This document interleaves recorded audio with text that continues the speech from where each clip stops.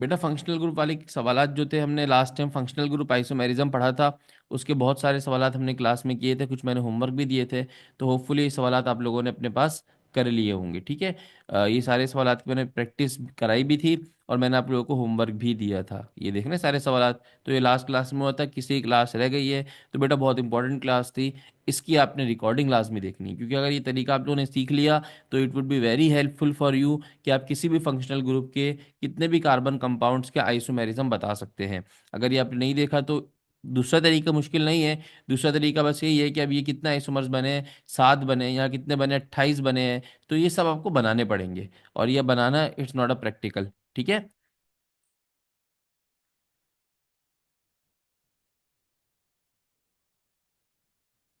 जी जी बेटा, अभी मैराथन इंशाल्लाह हमारी केमिस्ट्री की होगी एनईटी के टेस्ट से पहले।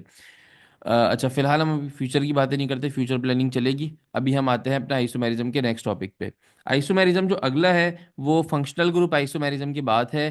फंक्शनल ग्रुप आइसोमेरिज्म के बाद जो नेक्स्ट आइसोमेरिज्म की टाइप है वो स्ट्रक्चरली है। और स्ट्रक्चर के अंदर जो हमारे पास चौथा फंक्शनल ग्रुप है, जिसको हम क्या बोलते हैं, मेटामेरिज्म।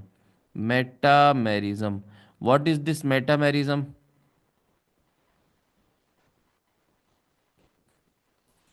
तो जनाब मेटामेरिज्म की मिसाल क्या होती है? मेटामेरिज्म की अगर डेफिनेशन देखा जाए तो मेटामेरिज्म आपसे कहती है कि मॉलिक्यूलर फार्मूला सेम हो बट डिफरेंट अल्काइल रेडिकल्स हो at both ends. Alkyl radicals क्या हो, डिफरेंट हो दोनों तरफ। ये मेटामेरिज्म अपेयर कब होती है? सर मेटामेरिज्म अपेयर होती है जब आपका फंक्शनल ग्रुप दरमियान में आ रहा होता है। फंक्शनल ग्रुप दरमियान में मतलब ईथर वाला केस, फंक्शनल ग्रुप दरमियान में ईस्टर वाला केस, अमाइंस वाला केस, इन सारे केसेस में मेटामेरिज्म अपेयर होती है।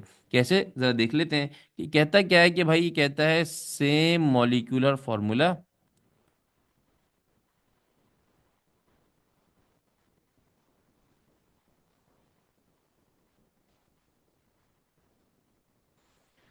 मॉलिक्यूलर फॉर्मूला क्या हो, सेम हो,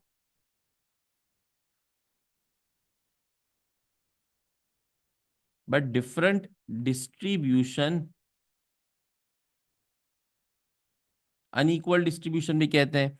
different distribution of alkyl radicals की डिफरेंट डिस्ट्रीब्यूशन हो एट बोथ एंड्स, दोनों एंड्स पे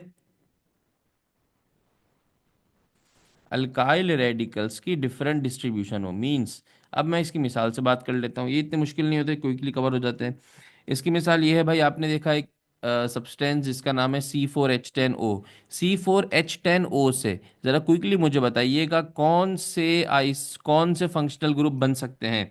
सर C4H10O किसके ऊपर पूरा उतर रहा है? CnH2n+2, और साथ में क्या लगा होता है, ऑक्सीजन। तो CnH2n+2 और साथ में अगर ऑक्सीजन लगा हो तो बेटा ये कौन सा फंक्शनल ग्रुप है? जल्दी से याद दिला दे मुझे। सर ये अल्कोहल और अल्डिहाइड, अल्कोहल और ईथर, शाबाश, अल्कोहल और ईथर। तो ईथर यहाँ पर ऐसा बंदा है जो बीच में फंक्शनल ग्रुप लेकर बैठा होता है। तो ईथर अगर मैं बनाऊं मेरा बेटा, तो यहाँ पर ईथर कैसे बनेगा? सर एक ईथर बन सकता है C2H5, फिर आ गया ऑक्सीजन, और फिर आ गया C2H5, ऐसे ही है। दूसरे ईथर की पॉसिबिलिटी C3H7, ऑक्सीजन और CH3। अगर इसका नाम लिखने जाएं तो नाम क्या बनेगा? सर इसका नाम बनेगा इथॉक्सी इथेन। क्या बनेगा? Ethoxy ethane. और नीचे वाले का नाम लिखने जाएं तो नीचे वाले का नाम क्या बनेगा? मीथॉक्सी प्रोपेन। ये हमने नॉमेनक्लेचर में सीखे थे, मीथॉक्सी प्रोपेन। अब हुआ क्या, मीथॉक्सी प्रोपेन एंड ईथॉक्सी प्रोपेन आर क्या है ये? सर ये एक दूसरे के मेटामर्स हैं। कैसे पता चला? अगर आप फंक्शनल ग्रुप को हटा दो, ये रहा दोनों का फंक्शनल ग्रुप। फंक्शनल ग्रुप के और दोनों साइड्स पर देखें तो अनइक्वल डिस्ट्रीब्यूशन नजर आ रही है। यहाँ पर दो दो कार्बन्स लगे हुए हैं, यहाँ पर कितने कार्बन्स लगे हुए हैं? दो दो कार्बन्स लगे हुए हैं। और अगर नीचे देखें तो एक तरफ 3 कार्बन्स हैं और एक तरफ कितने कार्बन है? एक कार्बन मौजूद है। आइसो प्रोपाइल नहीं कहेंगे, खाली नॉर्मल प्रोपाइल कहेंगे। आइसो प्रोपाइल भी कह सकते हैं, लेकिन हमें पता नहीं है। C3H7 जब अभी कंडेंस फॉर्म में लिखा हुआ है, जब ये ओपन होगा तो ये ब्रांच में ओपन होगा या ये चेन में ओपन होगा, तो यहाँ पर कुछ क्लियर नहीं है, इसको देख के हम कुछ नहीं कह सकते, तो इसको देख के हम गुमान कर सकते हैं कि ये चेन में होगा, तो इसको प्रोपाइल मिथाइल ईथर भी कह सकते हैं और इसको डाई इथाइल ईथर भी कह सकते हैं। यस, मैंने IUPAC नेम लिखे हैं, आप इसके कॉमन नेम भी बना सकते हैं, कोई परेशानी की बात नहीं है। तो अब ये जो फंक्शनल ग्रुप आइसोमेरिज्म्स होते हैं, मेटामेरिज्म्स होते हैं, ये मेटामेरिज्म्स कहाँ कहाँ अपेयर होते हैं? ये मेटामेरिज्म्स ईथर में अपेयर होते हैं क्योंकि इसके भी दोनों तरफ अल्काइल रेडिकल्स होते हैं। ये मेटामेरिज्म कीटोन्स में अपेयर होते हैं, फंक्शनल ग्रुप के दोनों तरफ अल्काइल रेडिकल होते हैं। ये मेटामेरिज्म अमाइंस में अपेयर होते हैं, दो तरफ अल्काइल रेडिकल मौजूद होते हैं। इसी तरह एक होता है थायो ईथर, ये थायो ईथर में भी मौजूद होते हैं, थायो ईथर। ठीक है, तो ये ऑप्शन सारे लिख लीजिएगा, ये थायो ईथर में भी मौजूद होते हैं। थायो ईथर के अलावा ये मौजूद होते हैं ईस्टर के अंदर। ठीक है, ये वो फंक्शनल ग्रुप्स हैं जिनके दोनों तरफ क्या लगा होता है मेरा बेटा, जिनके दोनों तरफ अल्काइल रेडिकल लगा हुआ होता है। ठीक है, ये वो होते हैं जिनके दोनों तरफ अल्काइल रेडिकल लगा हुआ होता है। Make sense? क्लियर है? कोई टेंशन तो नहीं है?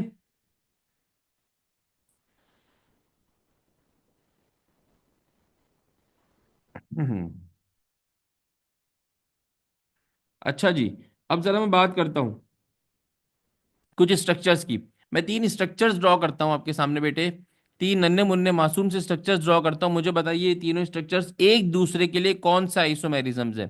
पहले स्ट्रक्चर CH3, CH2 ऑक्सीजन, फिर OCH2CH3। बी स्ट्रक्चर्स थायो ईथर्स भी फंक्शनल ग्रुप है, हमारे कोर्स का पार्ट नहीं है, बस मैंने बता दिया कि थायो ईथर्स में ईस्टर मेटामेरिज्म मौजूद होता है।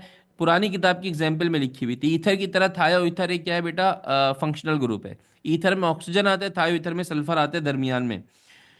अच्छा, CH3 ऑक्सीजन,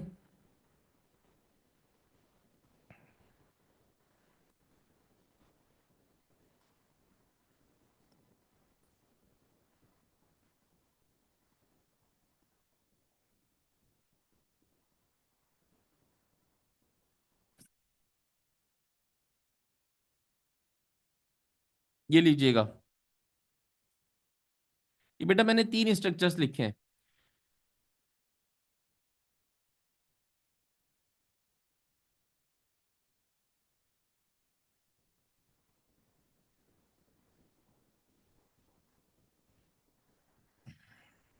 डबल बॉन्ड का मेटामर एस एस नहीं, डबल बॉन्ड का मेटामर एस एस नहीं होता, डबल बॉन्ड का ट्रिपल बॉन्ड का हम फंक्शनल ग्रुप को ही कंसिडर करते हैं, क्योंकि डबल बॉन्ड में हम पूरी कार्बन चेन बनाते हैं। लेकिन अगर आप समझना चाहें तो डबल बॉन्ड के लिए भी ऐसे आप समझ सकते हैं कि डबल बॉन्ड अगर लगा हुआ है, कार्बन कार्बन डबल बॉन्ड अगर अपेयर हो रहा है और कार्बन कार्बन डबल बॉन्ड के दो तरफ अल्काइल रेडिकल है, तो वो दोनों तरफ अल्काइल रेडिकल एक जैसे होने चाहिए। इसी तरह कार्बन कार्बन ट्रिपल बॉन्ड है, इनकी दोनों तरफ अल्काइल रेडिकल लगे हुए हैं, तो उनकी तरफ भी अल्काइल रेडिकल एक जैसा होना चाहिए, but we will not consider double bond. ठीक है, हम डबल बॉन्ड कंसिडर नहीं करते इसमें।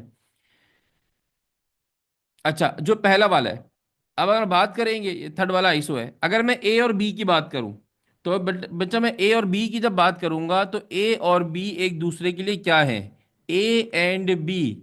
ए एंड बी को अगर मैं देखूं तो sir A and B are metamers of each other. A and B are metamers, A and B सिर्फ मेटामर्स हैं क्योंकि इनकी तरफ अल्काइल रेडिकल की डिस्ट्रीब्यूशन का फर्क है। अब मैं ए और सी को पढ़ लेता हूं, अगर मैं ए और सी को देखूं, A and C, A and C are what, A and C की बेटा अगर मैं बात करता हूं तो ए एंड सी का क्या रिलेशन है? जी बताइए, ए एंड सी क्या है?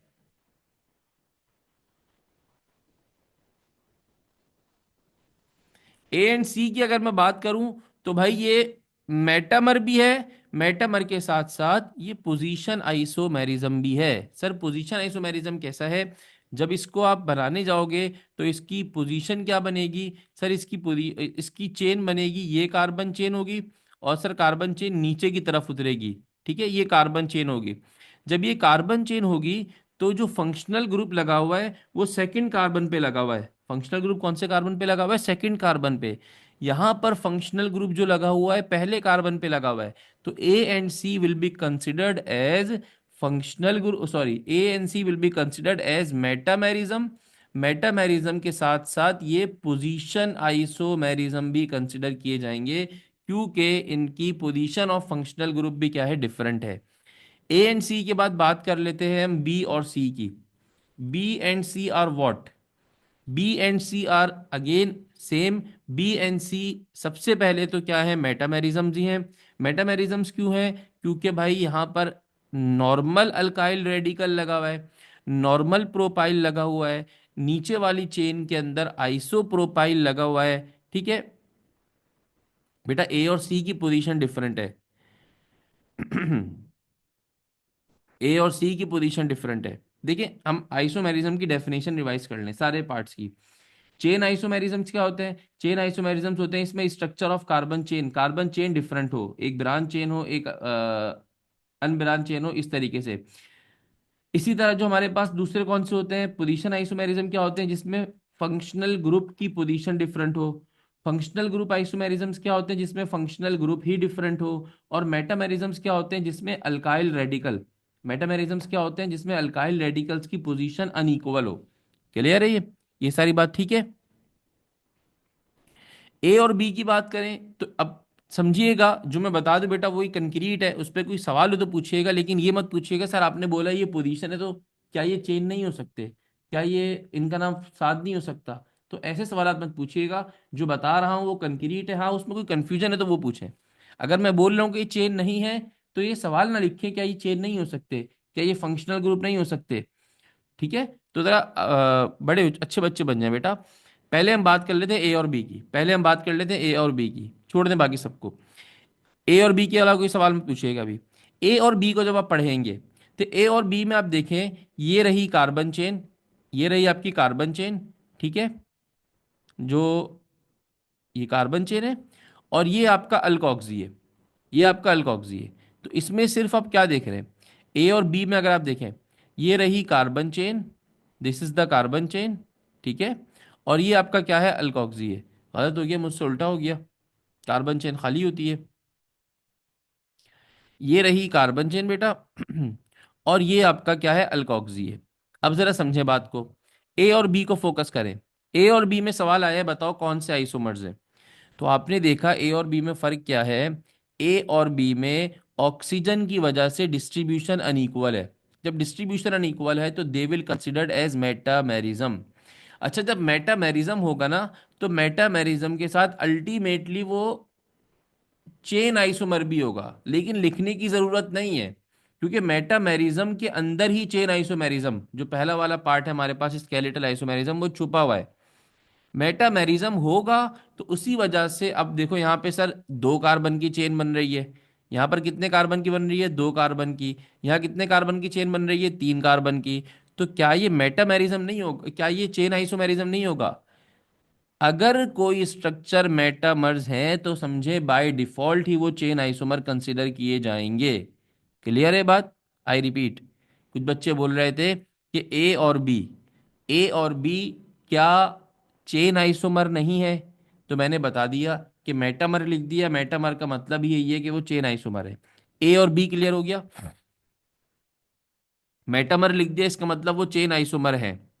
अब पोजीशन पे आ रहा हूं मैं, ए और बी में चेन वाला क्लियर हो गया। पोजीशन आइसोमर क्या कहता है, फंक्शनल ग्रुप की पोजीशन। पोजीशन आइसोमर क्या कहता है, फंक्शनल ग्रुप की पोजीशन। सही है जी। फंक्शनल ग्रुप की पोजीशन आपके पास कौन से कार्बन पर है? यहां पर जो फंक्शनल ग्रुप लगा हुआ है वो पहले कार्बन पे लगा हुआ है, और बी के अंदर जो फंक्शनल ग्रुप लगा है वो भी पहले कार्बन पे लगा हुआ है। अब जरा गौर से देख लें, दोनों के functional group same number of carbon पर है। जब सेम कार्बन है पर है तो ये फंक्शनल ग्रुप आइसोमेरिज्म ट्रीट नहीं होगा। तो A and B are only metamers of each other. A and B जो होंगे वो सिर्फ और सिर्फ क्या होंगे, मेटामर्स होंगे। ए और बी क्लियर है? ए और बी क्लियर है भाई? पोजीशन आइसोमर की डेफिनेशन क्या होती है मेरा बेटा?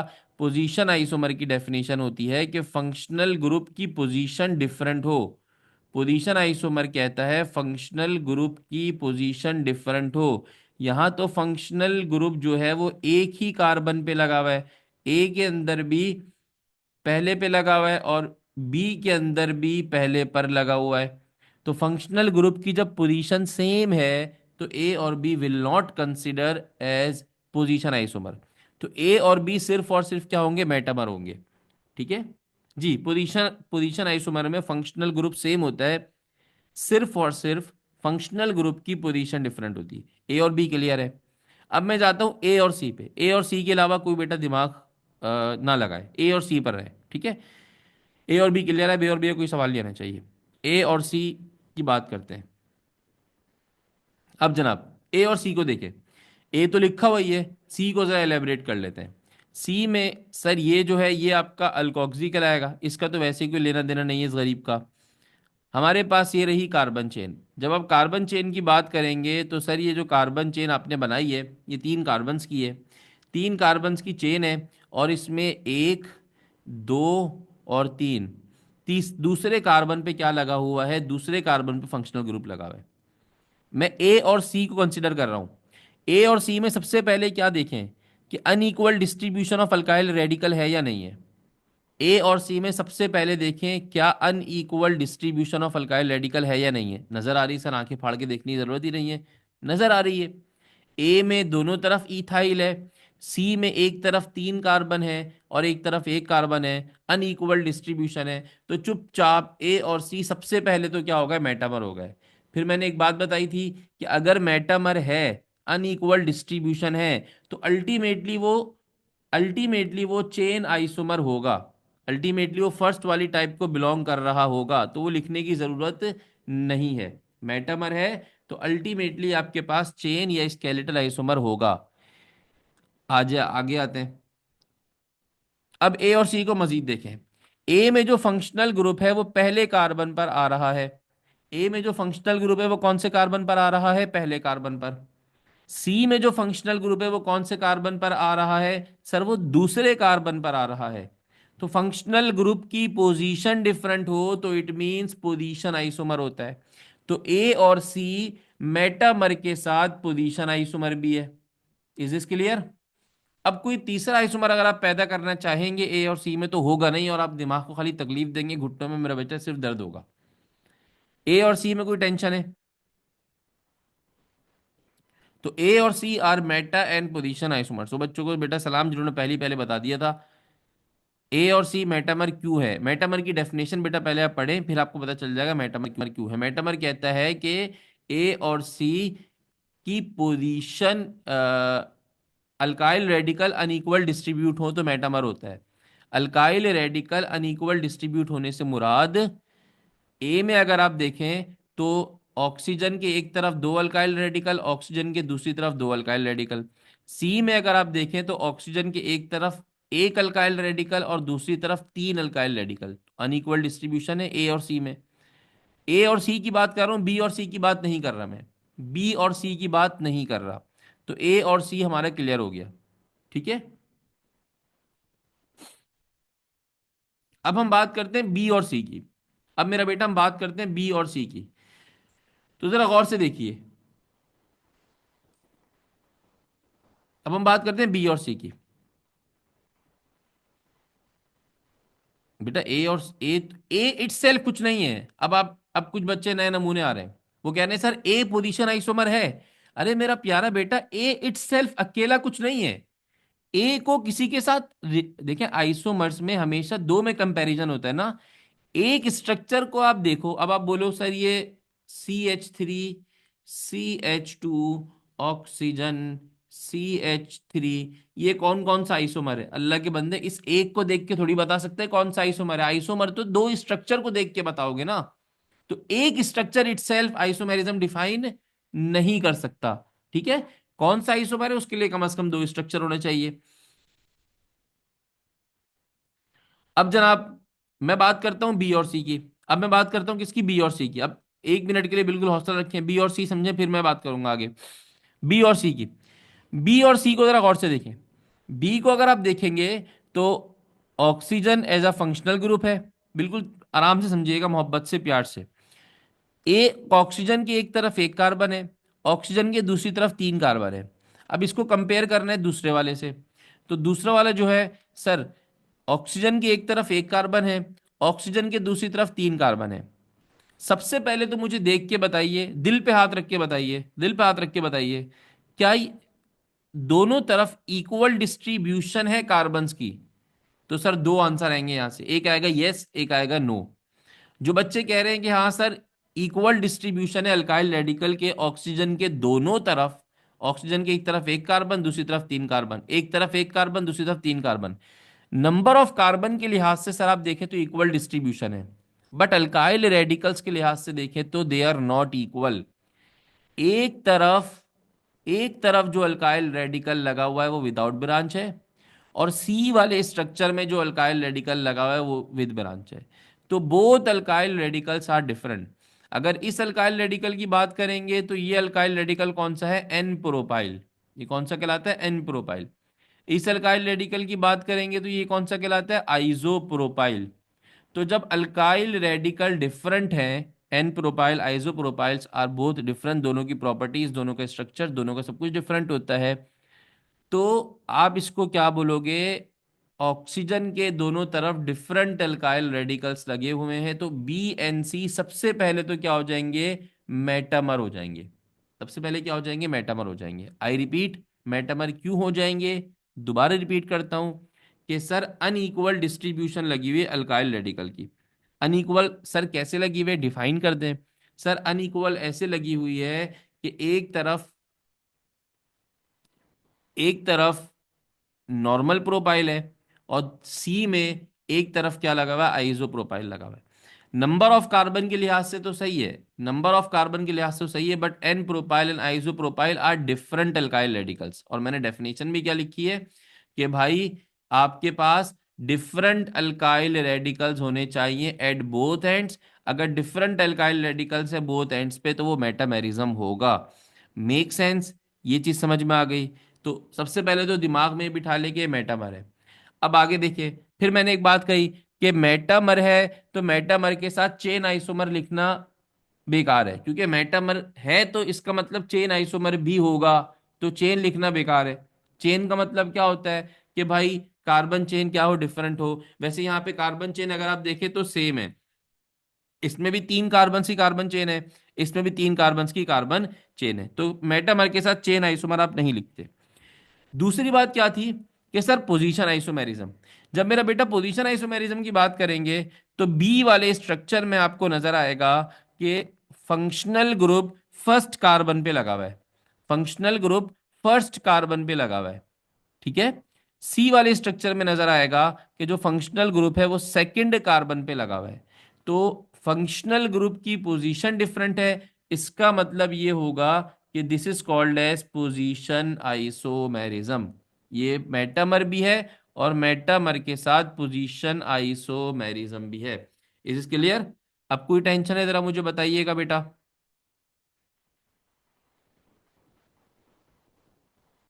जनाब, अब टॉटोमेरिज्म पे फोकस करें, आसान सा है, जल्दी से देख लेते हैं।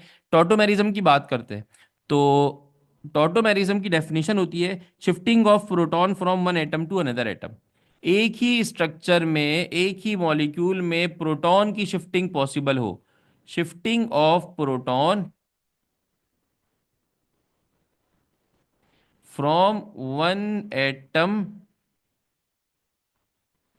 टू अनदर, एक से दूसरे एटम में आपका प्रोटॉन शिफ्ट हो रहा हो, और उस प्रोटॉन की शिफ्टिंग की वजह से आइसोमर फॉर्म हो रहा हो, तो उसको आप क्या बोलते हैं? टॉटोमेरिज्म बोलते हैं। Sir what is the example?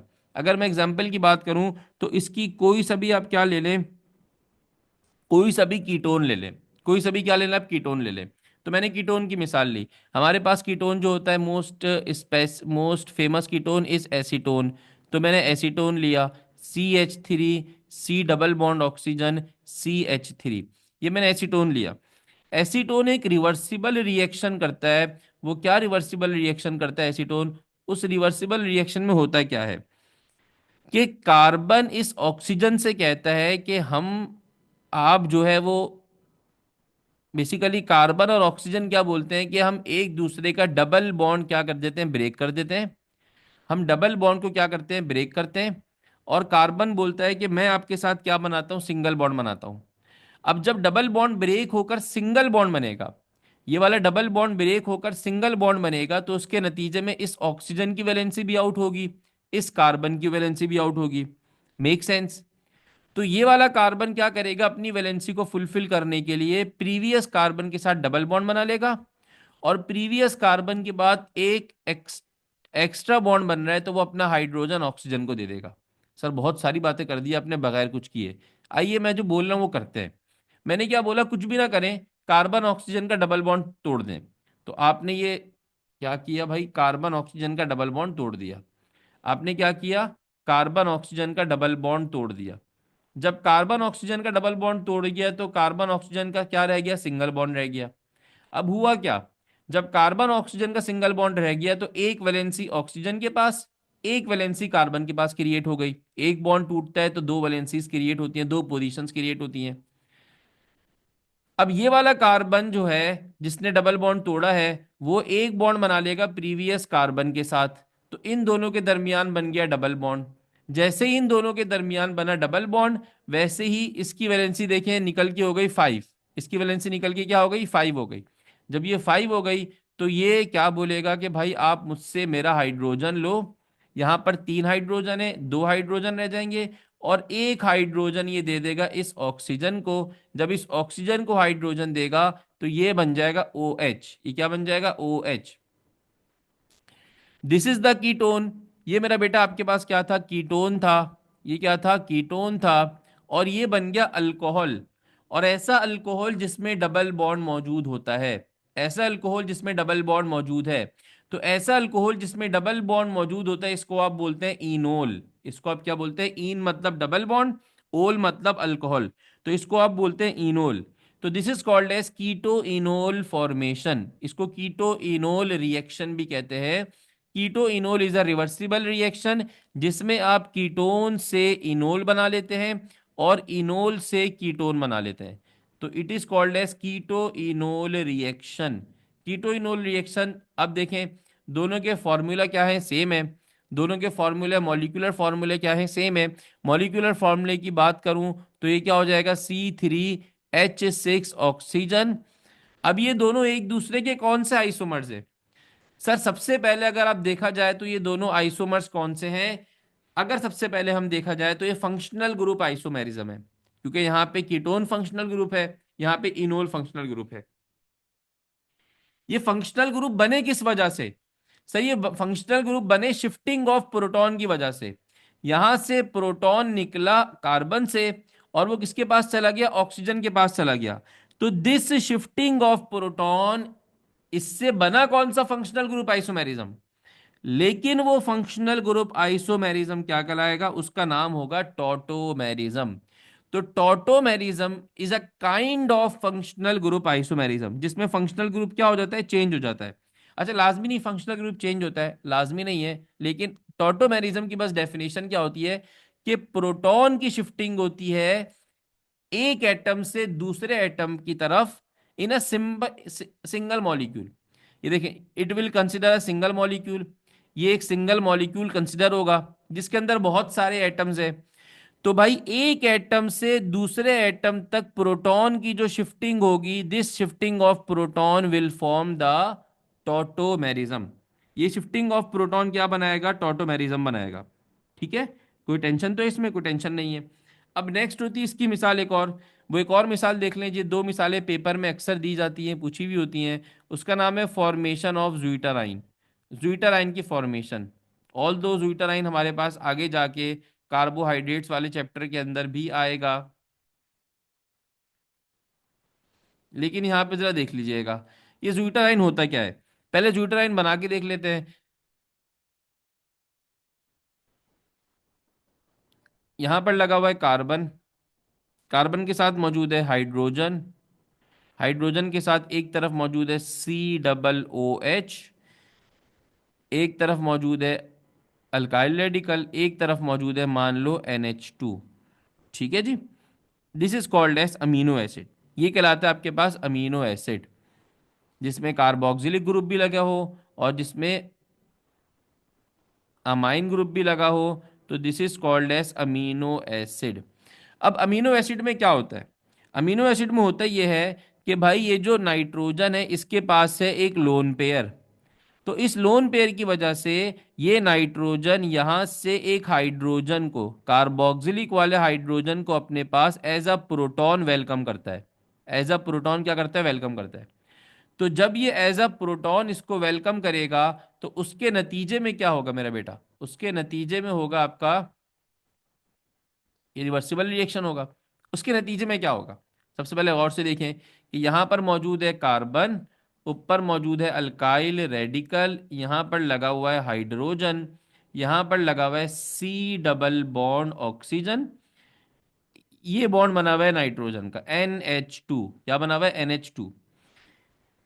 अब यहां पर जो NH2 है, इसका जो लोन पेयर है, ये जो यहां नजर आ रहा है लोन पेयर, ये इस हाइड्रोजन को यहां वेलकम करेगा। तो दो हाइड्रोजन से बढ़ के कितने हो जाएंगे, तीन हाइड्रोजन। कितने हाइड्रोजन हो जाएंगे, तीन हाइड्रोजन। कोऑर्डिनेट कोवैलेंट बॉन्ड बनेगा। कोऑर्डिनेट कोवैलेंट बॉन्ड का आपको कॉन्सेप्ट पता होगा कि नाइट्रोजन के पास ऑलरेडी कितने हाइड्रोजन थे, नाइट्रोजन के पास ऑलरेडी दो हाइड्रोजन थे, एक जगह पे वो कार्बन से जुड़ा हुआ था। ये नाइट्रोजन का लोन पेयर था जो उसने मोहब्बत की खातिर हाइड्रोजन को दे दिया, और नाइट्रोजन और हाइड्रोजन के दरमियान कोवलेंट कोऑर्डिनेट कोवलेंट बॉन्ड, जिसको आप डेटिव बॉन्ड बोलते हैं, वो बन गया।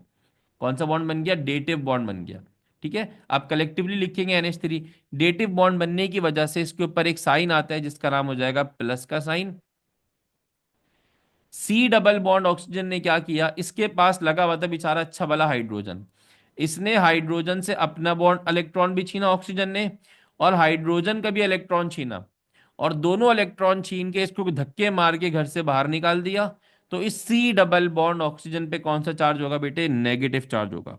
सी डबल बॉन्ड ऑक्सीजन पे कौन सा चार्ज होगा, नेगेटिव चार्ज होगा।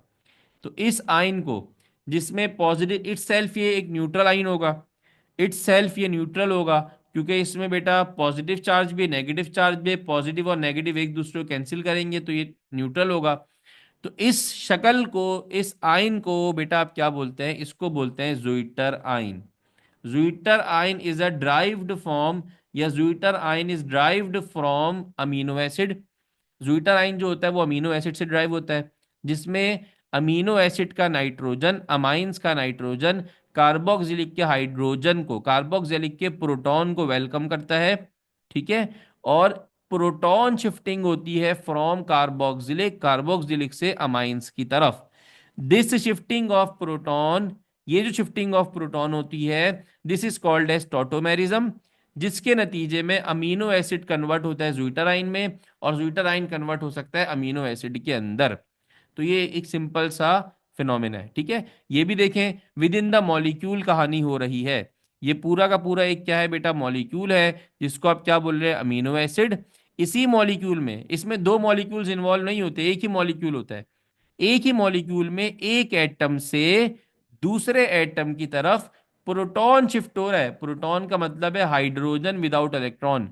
प्रोटॉन का मतलब क्या होता है, लवारिस हाइड्रोजन। प्रोटॉन का मतलब होता है हाइड्रोजन विदाउट इलेक्ट्रॉन, वो शिफ्ट हो रहा है। तो दिस इज कॉल्ड एज बेटा ज्यूटराइन। तो ये हमारा मेरा बच्चा क्या कहलाता है, this is called as tautomerism, ये कहलाता है टॉटोमेरिज्म। अब एक बच्चे का सवाल है, ये सवाल है, उसने दो ईस्टर्स बना के दिए। अब फिलहाल इसी पे फोकस कीजिएगा। ये दो ईस्टर्स बना के दिए उसने। एक ईस्टर का नाम हो जाएगा मिथाइल, इसका नाम क्या हो जाएगा, मिथाइल प्रोपेनुएट। ठीक है जी। और दूसरे का नाम हो जाएगा एन प्रोपाइल। अब नाम कैसे बना इसके लिए बेटा आपको पूरा प्रीवियस क्लासेस लेनी पड़ेंगी। N propyl ethanoate.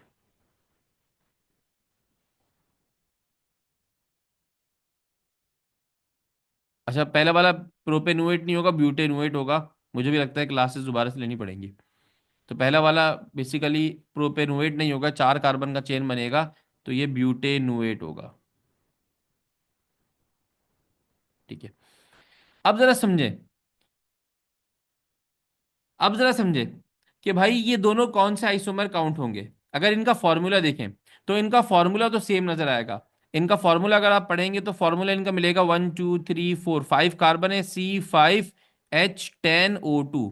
अब अगर मैं बोलता हूँ C5H10O2 से आइसोमर बनाओ, तो अब सवाल पूछोगे सर कौन सा आइसोमर बनाऊं, तो ये दोनों आइसोमर तो काउंट होंगे। सबसे पहले क्या ये देखो, क्या ये फंक्शनल ग्रुप आइसोमर है? नहीं सर, ये फंक्शनल ग्रुप, अब बारी बारी करना सीखो। सर ये फंक्शनल ग्रुप आइसोमर किसी सूरत नहीं हो सकता। फंक्शनल ग्रुप आइसोमर किसी सूरत नहीं हो सकता क्योंकि दोनों का फंक्शनल ग्रुप सेम है। बारी बारी सीखो सीखो। सर क्या ये पोजीशन आइसोमर है? पोजीशन आइसोमर कहता है फंक्शनल ग्रुप पहले पहले क्या नाम है, फर्स्ट पोजीशन पे लगा हुआ हो। फंक्शनल ग्रुप फर्स्ट पोजीशन पे लगा हुआ हो। तो अगर आप देखोगे फंक्शनल ग्रुप चेन बनाओगे तो इस चेन पे भी पहले कार्बन पे लगा हुआ है। अगर आप इसमें चेन बनाओगे तो इस चेन पर भी पहले कार्बन पर ही लगा हुआ है। ठीक है, तो ये पोजीशन आइसोमर भी काउंट नहीं होंगे। फंक्शनल ग्रुप की पोजीशन क्या है बेटा, सेम है। अब पीछे रह गए कौन से? एक रह गया मेटामेरिज्म और एक रह गया चेन आइसोमेरिज्म। ये रह गया। ठीक है, अब जब चेन आइसोमर की बात करोगे तो चेन आइसोमर से पहले जरा समझ लो, मेटामेरिज्म समझ लो। मेटामेरिज्म देखोगे तो उसको समझने के लिए आपको ऐसे देखना पड़ेगा, this is the functional group. ठीक है, ये आपके पास क्या है, फंक्शनल ग्रुप है। अब एक तरफ जो डिस्ट्रीब्यूशन हुई हुई है वो ऑक्सीजन के साथ हुई हुई है। वो किसके साथ हुई हुई है? ऑक्सीजन के साथ हुई हुई है। तो एक तरफ अगर आप देखोगे तो ऑक्सीजन के साथ, नहीं बेटा ये सेम नहीं है, एक तरफ ऑक्सीजन के साथ एक कार्बन है और दूसरे स्ट्रक्चर में ऑक्सीजन के साथ तीन कार्बन है। तो दीज बोथ आर डिफरेंट। ये दोनों क्या होंगे? डिफरेंट होंगे।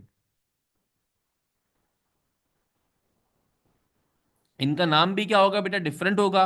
और ये दोनों आइसोमर्स भी काउंट होंगे। फर्क क्या है कि एक तरफ ऑक्सीजन के साथ तीन कार्बन लगे हुए हैं और एक तरफ ऑक्सीजन के साथ एक कार्बन लगा हुआ है।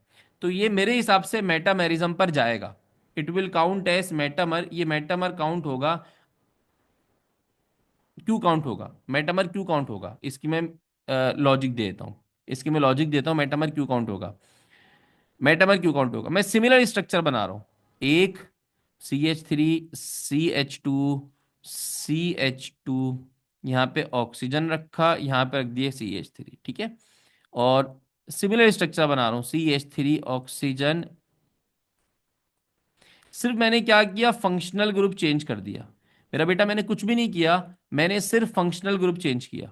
मैंने एक तरफ फंक्शनल ग्रुप रखा, एक तरफ फंक्शनल ग्रुप रखा ऑक्सीजन। ठीक है, अब अगर आप देखें तो ये दोनों मेटामर काउंट नहीं होंगे क्योंकि ये दोनों सिमिलर स्ट्रक्चर है। ये दोनों सिमिलर स्ट्रक्चर है, दोनों का नाम भी सेम होगा, दोनों का नाम भी सेम होगा, दोनों की प्रॉपर्टीज भी सेम होंगी। बट ये दोनों सिमिलर स्ट्रक्चर नहीं है। जब स्ट्रक्चर सिमिलर नहीं होते, ये दोनों सिमिलर स्ट्रक्चर नहीं है। जब स्ट्रक्चर सिमिलर नहीं होते तो इसका मतलब कोई ना कोई आइसोमर है। सर स्ट्रक्चर कैसे सिमिलर नहीं है? यहाँ पे ऑक्सीजन के साथ एक कार्बन लगा हुआ है, यहाँ पे ऑक्सीजन के साथ तीन कार्बन लगे हुए हैं, तो they both are different compounds. मेरे हिसाब से ये मेटामर होगा। मेटामर है तो चेन आइसोमर भी होगा, but I am not giving you final answer. ये बहुत अच्छा सवाल लगा मुझे, मेरे मैं कोई इस पे फाइनल वर्डिक्ट नहीं दे रहा। मेरे हिसाब से मेटामेरिज्म होगा, बट कल की क्लास में इसको कंफर्म कर दूंगा। ठीक है, कल की क्लास में कंफर्म कर दूंगा। कल मैं इसकी सही से कंफर्म कर दूंगा, अभी मैं इस पर टाइम नहीं लगा रहा। कल कंफर्म कर देंगे सर, कोई टेंशन नहीं है। थैंक यू बेटा, गुड क्वेश्चन। मेरे हिसाब से मेटामेरिज्म होगा, मैं इसको स्टडी भी कर लूंगा किसी किताब विताब के अंदर, तो मैं इसको बता दूंगा। ठीक है, नेगेटिव साइन NH3 में नहीं होगा। जो इलेक्ट्रॉन लेता है उससे जो प्रोटॉन लेता है उससे पॉजिटिव साइन होता है। जो प्रोटॉन देता है, जो प्रोटॉन निकालता है उस पर नेगेटिव साइन होगा। ठीक है, तो हमारे पास टोटोमेरिज्म और ये भी कन्वर्ट हो गया, कंप्लीट हो गया। अब बेटा क्विकली, अब क्विकली हम जाते हैं अगले वाले के ऊपर, जो हमारा सेकंड पोर्शन है। एक था हमारा, अगर आप देखें गौर करें, जब आइसोमेरिज्म ने स्टार्ट किया था तो आइसोमेरिज्म का एक था जिसको हम बोल रहे थे स्ट्रक्चरल आइसोमेरिज्म। स्ट्रक्चरल आइसोमेरिज्म के अंदर पांच थे जो हमने कंप्लीट कर लिए। स्ट्रक्चरल के बाद सेकंड है हमारे पास स्टीरियो आइसोमेरिज्म। स्टीरियो आइसोमेरिज्म के अंदर दो टाइप्स हैं, एक ज्योमेट्रिकल आइसोमेरिज्म और एक ऑप्टिकल आइसोमेरिज्म। तो कोशिश करेंगे आज हम इसको क्या करें, कंप्लीट करें। ठीक है, टॉटोमर का सवाल नॉर्मली नहीं आता, बस ये पूछता है टॉटोमर क्या है, टॉटोमर कीटो इनोल में कौन सा बनता है, ज्यूटालाइन और अमीनो एसिड में कौन सा आइसोमर बनता है। तो इस तरीके से सवाल आता है, अभी प्रैक्टिस शीट करेंगे तो उसमें हम देख लेंगे। ठीक है,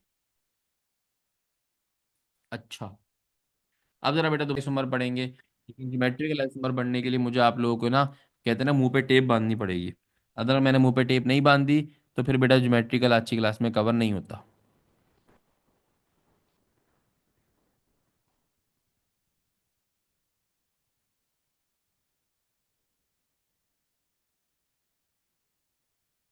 स्टीरियो आइसोमेरिज्म, स्टीरियो आइसोमेरिज्म वो होते हैं बेटा जिसमें सेम मॉलिक्यूलर फॉर्मूला होता है और समहाउ सेम ही स्ट्रक्चरल फॉर्मूला होता है।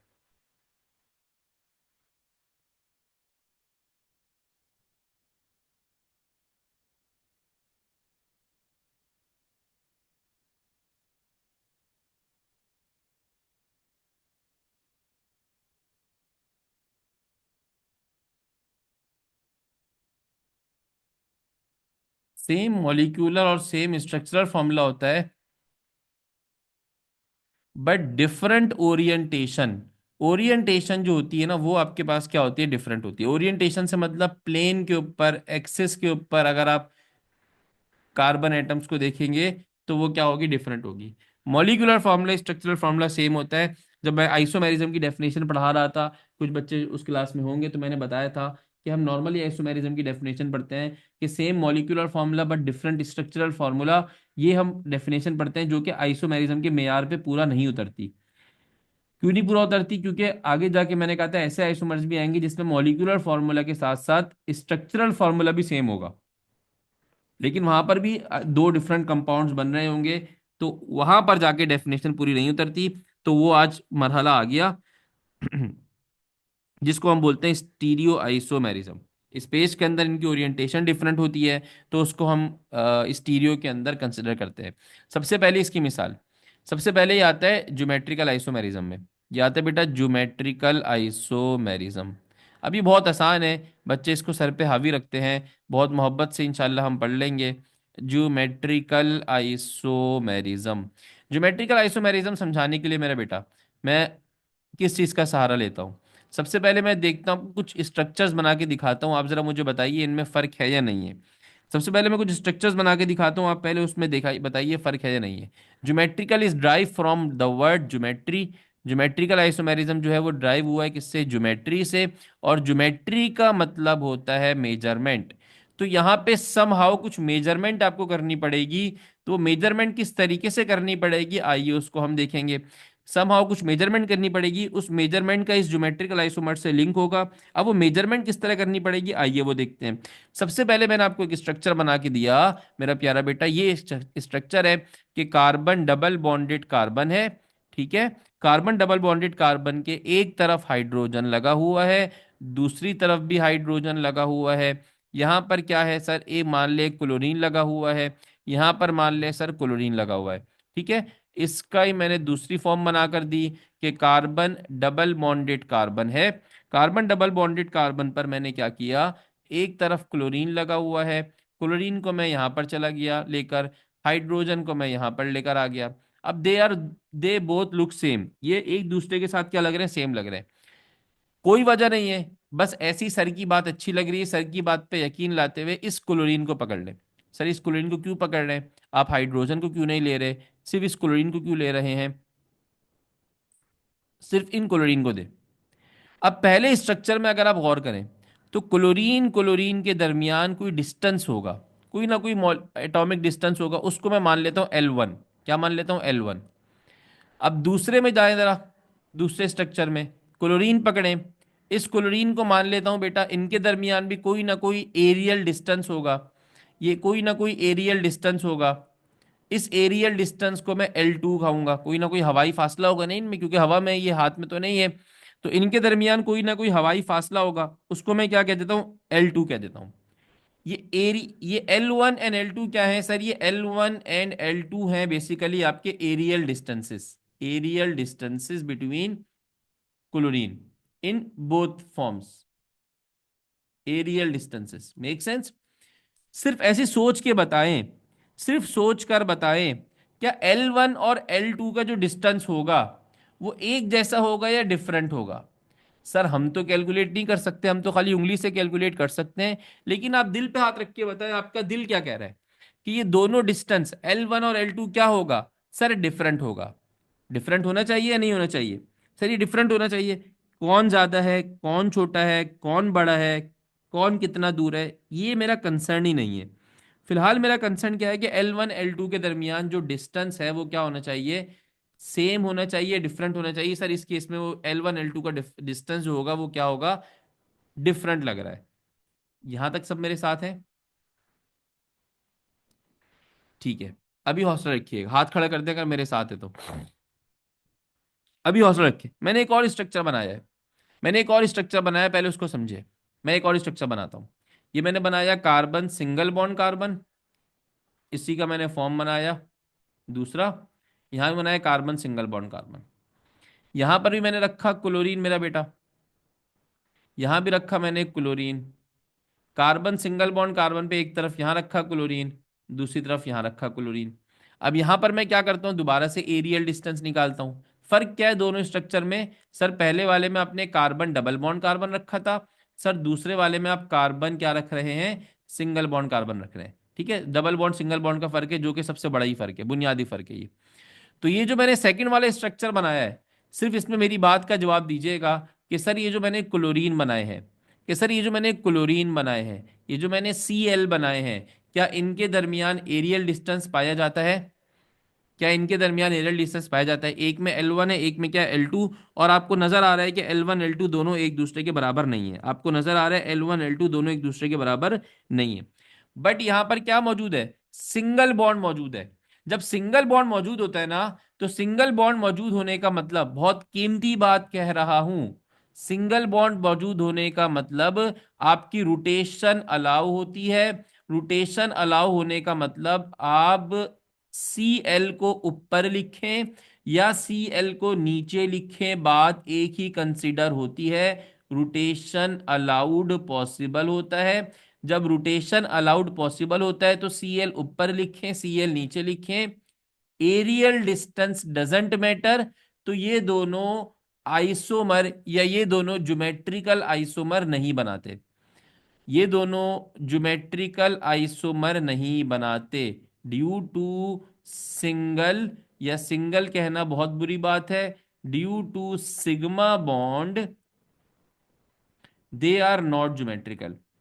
तो अब इससे क्या समझ में आया, इससे ये समझ में आया, सर ज्योमेट्रिकल आइसोमर बनाने के लिए आपके पास क्या जरूरी होना चाहिए, ज्योमेट्रिकल आइसोमर बनाने के लिए आपके पास डबल बॉन्ड का होना जरूरी है। ज्योमेट्रिकल आइसोमर बनाने के लिए आपके पास डबल बॉन्ड का होना क्या है बेटा, जरूरी है। मैं भी दोबारा आ रहा हूं इस बात पे, अपनी परेशान मत होइएगा। इनको भी एक आइसोमर की टाइप देते हैं, ये भी एक तरह के आइसोमर कहलाते हैं। हमारी किताब में नहीं है, दूर दूर तक नहीं है, बस कभी कभार मैं ऑर्गेनिक केमिस्ट्री को पढ़ रहा होता हूँ, फाड़ रहा होता हूँ, तो उसमें पढ़ लेता हूँ, तो ऐसी मैं बता देता हूँ। सिर्फ नाम बता रहा हूँ, क्या होते हैं, क्यों होते हैं, कैसे होते हैं, वो नहीं बता रहा। इनको भी एक आइसोमर का टाइप बोलते हैं। This is called as conformational isomers, जो कि हमारे कोर्स का पार्ट नहीं है, दूर दूर तक पार्ट नहीं है, बीएससी लेवल की साइंस केमिस्ट्री तक पार्ट नहीं है ये। कन्फर्मेशनल आइसोमर्स होते हैं ये, भूल जाइएगा मैंने कुछ कहा है। अभी से वापिस आ जाए। सर आपने दो स्ट्रक्चर बनाए थे, दोनों में फर्क क्या है? एक में डबल बॉन्ड रखा था, एक में ट्रिपल बॉन्ड रखा था। डबल बॉन्ड जो रखा था, तो डबल बॉन्ड का मतलब आपने पाई बॉन्ड रखा था एक। सेकंड बॉन्ड कौन सा होता है, पाई बॉन्ड होता है। तो पाई बॉन्ड होने की वजह से आपकी जो रोटेशन थी, कि आप Cl को ऊपर रखें या Cl को नीचे रखें, वो रोटेशन रिस्ट्रिक्टेड है। अगर आपने Cl को ऊपर रखा है तो ऊपर ही रहेगा, अगर नीचे रखा है तो नीचे ही रहेगा, और वो दोनों स्ट्रक्चर एक दूसरे के सिमिलर नहीं होंगे। जब एक दूसरे के सिमिलर नहीं होंगे, ड्यू टू रिस्ट्रिक्ट रोटेशन, ये दोनों अलग अलग स्ट्रक्चर्स काउंट होंगे, तो they both are considered as isomer. और इस आइसोमर को मेरा प्यारा बेटा आप क्या बोलोगे, ज्योमेट्रिकल आइसोमर बोलोगे। क्या बोलोगे, ज्योमेट्रिकल आइसोमर बोलोगे। क्या बोलोगे, इस इन दोनों को आप बोलोगे ज्योमेट्रिकल आइसोमर बोलेंगे। क्लियर है? अब ज्योमेट्रिकल आइसोमर की पहली बुनियादी कंडीशन आपको समझ में आ गई। ज्योमेट्रिकल आइसोमर की अगर मैं क्या लिखूं यहाँ पे, कंडीशंस लिखूं। मैं भी बहुत तेजी से आगे नहीं जा रहा, मैं सारे सवालात के जवाब दूंगा, हौसला रखिएगा। तभी मैंने चैट बंद की हुई, आप सिर्फ सुनते रहें। अगर मेरी बात सुनते रहेंगे तो दिल में उतरती जाएगी, हाँ हाथ तब रेस कीजिएगा जब मेरी आवाज़ समझ में ना आ रही हो, मेरी स्क्रीन आगे पीछे जा रही हो, और कोई मसला हो तो समझिएगा। फिलहाल मेरी बात समझते रहे, खुद ब खुद दिल में उतरेगी मेरी बात इंशाल्लाह। मैंने क्या बोला, ये दो स्ट्रक्चर मैंने बनाए, 1 और 2। 1 और 2 में मैंने क्लोरीन को पिक किया। मैंने कहा कि भाई दोनों के सिर्फ डिस्टेंसेस मेजर करो, अलग अलग थे। फिर मैंने कहा दोनों में बुनियादी फर्क मेंशन करो। तो एक में डबल बॉन्ड था, एक में सिंगल बॉन्ड था। सिंगल बॉन्ड होगा तो इसका मतलब है रोटेशन अलाउड है, ऊपर लिखो नीचे लिखो दोनों एक ही जैसी चीजें हैं। तो ये ज्योमेट्रिकल आइसोमर काउंट नहीं होगा, इसको आप कन्फर्मेशनल आइसोमर बोलोगे। लेकिन ये हमारे कोर्स का पार्ट नहीं है, तो भूल जाइएगा मैंने ऐसे कोई बात कही है। अगर डबल बॉन्ड मौजूद होगा तो रोटेशन रिस्ट्रिक्टेड है। Sir what is this rotation restricted? तो चंदा, रोटेशन रिस्ट्रिक्टेड का मतलब है अगर आपने इसको ऊपर लटका दिया तो जिंदगी भर ऊपर ही रहेगा, अगर आप इसको नीचे लिख रहे हो तो नीचे ले आएगा। और ये दोनों एक दूसरे के इक्विवेलेंट नहीं होंगे, दोनों अलग अलग प्रॉपर्टीज के हामिल होंगे। जब दोनों अलग अलग प्रॉपर्टीज के हामिल होंगे तो दोनों आइसोमर कहलाएंगे। आइसोमर कहलाएंगे तो वो कौन सा आइसोमर होगा? Geometrical isomerism. ज्योमेट्रिकल आइसोमेरिज्म की पहली condition, pi bond must be present. Geometrical isomerism की पहली कंडीशन क्या होती है? Pi bond must be present. जब पाई बॉन्ड प्रेजेंट होगा तो व्हाट डज इट मीन? दूसरी कंडीशन क्या होगी? रोटेशन अल्टीमेटली क्या हो जाएगी? रिस्ट्रिक्टेड हो जाएगी।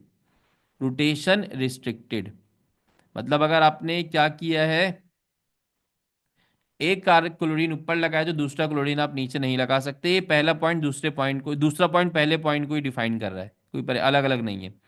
तीसरा, ज्योमेट्रिकल आइसोमेरिज्म की condition, aerial distances must be different. Aerial distances must be different.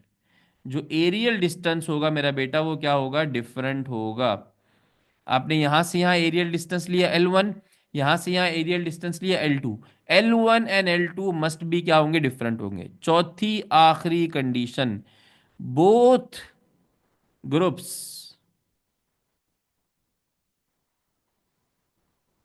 Can not be same. Both groups can not be same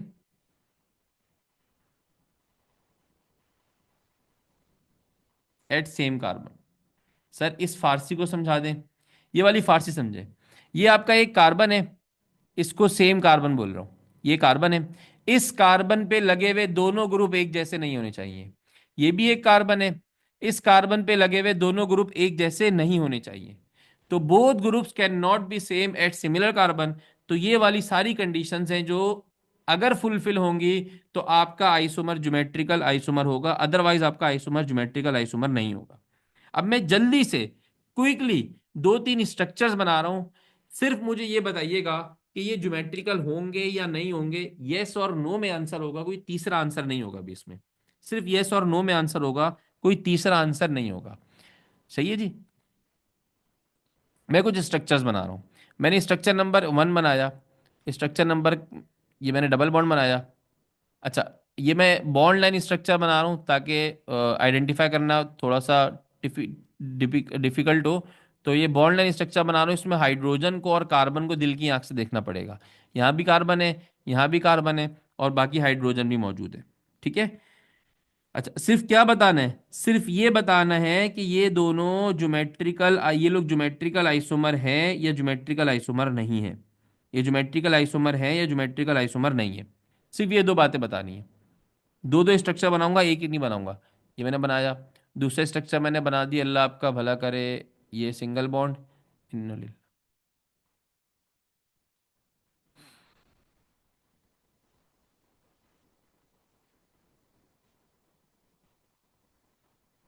मैं ये बनाने के बाद बेटा मैं खोलता हूँ, फिर आंसर लिखिएगा। आप लोगों भी देखते रहें, ये बना दूं फिर आंसर लिखिएगा ताकि आंसर भी आप लोग को अच्छा लगे। ठीक है, लिखते हुए। एक ये रहा। दूसरा बेटा स्टेरिक का मतलब क्वेश्चन नंबर 2। स्टेरिक मैंने बनाया, चले यहाँ पे थोड़ा सा आप लोगों की आसानी कर देता हूँ। सी डबल बॉन्ड सी कर दिया मैंने। यहाँ पर मैंने रखा Cl, यहाँ मैंने रखा Cl, यहाँ भी रखा Cl, यहाँ रख दिया हाइड्रोजन। ठीक है। इसका दूसरा पार्टी बना देता हूँ, सी डबल बॉन्ड सी। सिर्फ हमने क्या बताना है? Whether these are geometrical isomers और नॉट। सिर्फ हमें यह बताना है, हाँ और नो। कंडीशन सामने लिखी हुई है, कंडीशन कोई मुश्किल नहीं है, कंडीशन देखकर आप लोग इजीली बता सकते हैं। सही है जी। तीसरा वाला part, carbon, double bond carbon, यहाँ मैंने रख दिया आयोडीन, यहाँ मैंने रख दिया फ्लोरीन। ठीक है, यहाँ हाइड्रोजन और यहाँ पर भी hydrogen. Carbon, double bond carbon, यहाँ मैंने रख दिया आयोडीन, यहाँ मैंने रख दिया हाइड्रोजन, यहाँ पर मैंने रख दिया फ्लोरीन और यहाँ मैंने रख दिया हाइड्रोजन। 1 2 3। एक और मैं आपको दे देता हूँ, एक और मैं आपको दे देता हूँ, चौथा लास्ट।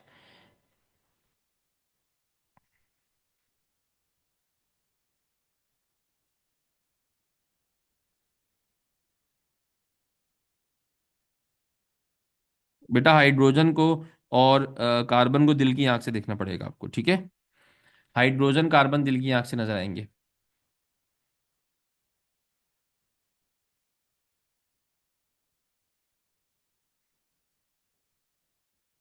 चलें जी। आप सिर्फ आंसर बताते रहिएगा, हौसला रखिएगा।